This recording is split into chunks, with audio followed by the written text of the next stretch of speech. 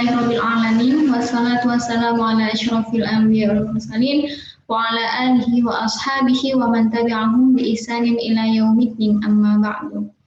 Alhamdulillah, kita masih ada di suasana bulan Syawal. Saya ucapkan taqabbalallahu minna wa minkum syamana wa syamakum taqabbalnya karim. Semoga ibadah kita, puasa kita selama bulan Ramadan diterima oleh Allah Subhanahu wa taala dan kita diberikan kesempatan kembali untuk bertemu dengan bulan suci dalam keadaan ketakwaan yang semakin bertambah dan juga keimanan yang semakin bertambah. Amin amin ya rabbal alamin.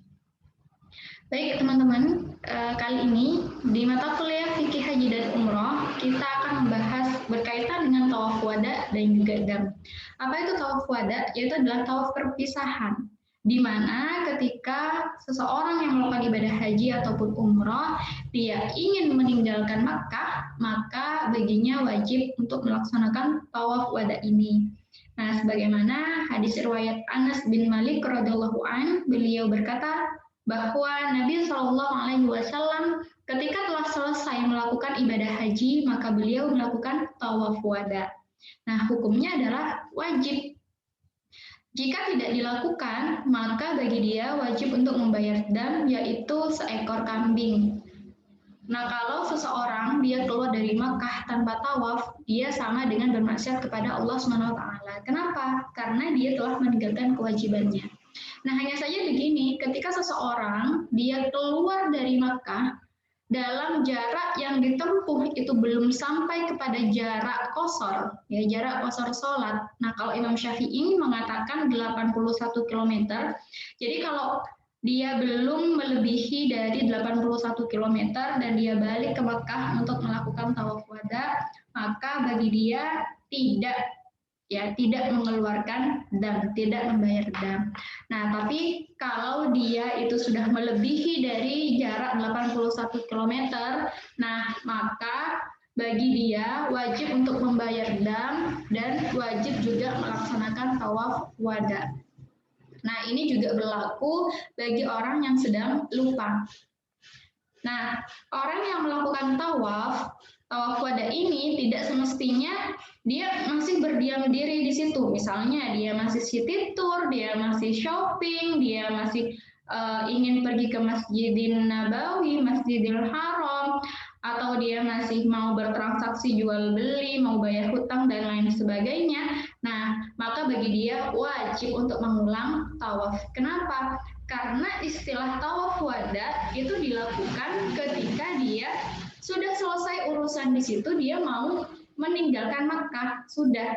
Nah, kecuali ketika dia setelah melakukan tawaf wada, ya dia masih sholat sunnah setelah tawaf, kemudian dia masih berdoa, dia kemudian minum air zam-zam dan dia menyiapkan segala perlengkapannya untuk dibawa pulang. Nah, maka bagi dirinya itu tidak wajib untuk mengulang tawaf. Nah, oke, kemudian itu tadi berkenaan dengan tawaf wada. Sekarang kita membahas berkaitan dengan dam. Apa itu dam? Yaitu adalah denda atau tebusan atas pelanggaran, kewajiban dan larangan haji ataupun umroh.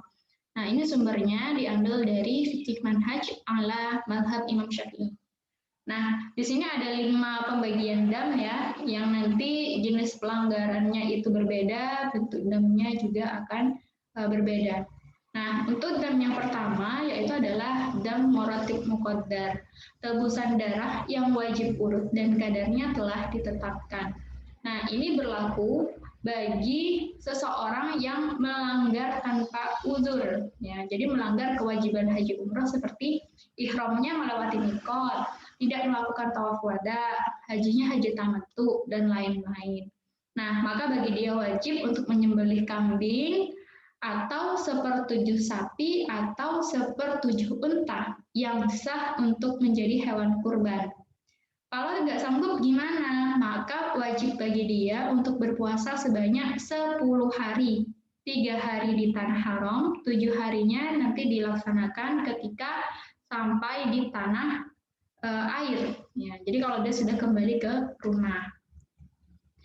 Nah, dan yang kedua yaitu dam mukhayyar muqaddar atau fidyah. Jadi membayar dengan pilihan yang ditetapkan kadarnya. Nah, ini contoh kesalahannya, larangannya, misalnya ketika dia memotong 3 helai rambut atau dia memotong kuku saat berihram atau kemudian dia menggunakan wangi-wangian ya dan lain sebagainya. Nah, bentuk damnya adalah dapat dipilih mau menyembelih kambingkah atau mau berpuasa 3 hari atau memberi makan 6 orang miskin di tanah haram yang masing-masingnya adalah setengah sok. Jadi untuk 6 orang maka dia mengeluarkan 3 sok. Nah, sok ini adalah ukuran ya takaran di dalam mengeluarkan apa ya sesuatu. Salah satunya adalah ketika membayar dam atau ketika membayar zakat. Nah, itu menggunakan hitungan sok ya. Nah, ada juga mud nanti beda lagi. Nah, untuk sok ini nanti boleh kalian searching ya, cari di Google gambarnya sok itu seperti apa. Oke, jadi bukan hitungan 2 kilo, 3 kilo ya, tapi takarannya menggunakan sok. Jadi ada alat tertentu. Kemudian yang ketiga adalah dam mukhayyar mu'addal, membayar dengan pilihan yang kadarnya itu setara. Ini berlaku bagi orang yang dia sudah menebang pohon ya atau memotong pohon atau dia membunuh hewan ya, hewan buruan yang ada di sana. Nah, kalau dia membunuh binatang, maka dia harus mengganti dengan yang semisal. Tapi kalau misalnya itu menebang pohon, maka dia wajib membayar dengan jaminan atau mengganti. Kalau pohonnya besar, nah dia menggantinya dengan seekor sapi. Kalau pohonnya sedang, dia ganti dengan kambing. Kalau ukurannya kecil, nah kecil sekali, maka dia mengganti dengan yang senilai dengannya. Nah, ini ya banyak macamnya. Nah, ini masih belum selesai. Yang keempat ada dam murattab mu'addal, yaitu pelaksanaannya wajib berurutan, ya, jadi bukan pilihan, dan kadarnya setara. Nah, jenis pelanggarannya itu berlaku bagi seseorang yang sudah berihram, nah tapi terhalang untuk melanjutkan ibadah haji atau umroh, misalkan karena dihadang dan ditahan musuh, ya, atau hal-hal yang lainnya. Nah, bentuk damnya dia wajib menyembelih seekor kambing. Kalau nggak mampu, maka dia wajib untuk membayar atau memberi makan fakir miskin dengan nilai yang setara seekor kambing. Jadi kalau seekor kambing itu, kalau yang di Indonesia, grade terendahnya dia paling nggak harganya 2.150.000. Nah, atau yang bagus lah, yang standar dia harganya 2.500.000. Ke atas itu sudah bagus. Nah, jadi wajib untuk mengeluarkan sebanyak itu. Kalau misalnya dia masih nggak mampu, maka berpuasa setiap mudnya 1 hari. Nah, kalau dikatakan tadi 2.500.000 harga kambing, nah kalau 1 mud hitungannya beras, 1 mud harganya berapa? Kalau misalnya 1 mud itu harganya 5.000. Nah, berarti 2.500.000 dibagi 5.000 hasilnya berapa? Nah, sebanyak itulah dia harus berpuasa. Nah, kemudian yang berikutnya adalah sama murattab mu'addal ya, sama seperti nomor 4, tapi ini kasusnya berbeda. Kasusnya ini ketika seseorang yang sedang berihram dia melakukan jima bersama istrinya. Nah, bentuk damnya dia wajib membayar kafaroh atau tebusan berupa menyembelih seekor unta ya, jenisnya ba'ir.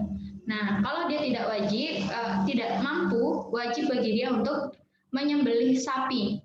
Kalau nggak mampu lagi, maka dia wajib menyembelih 7 kambing. Kalau nggak mampu lagi, maka memberi makan penduduk tanah haram senilai seekor unta. Ya.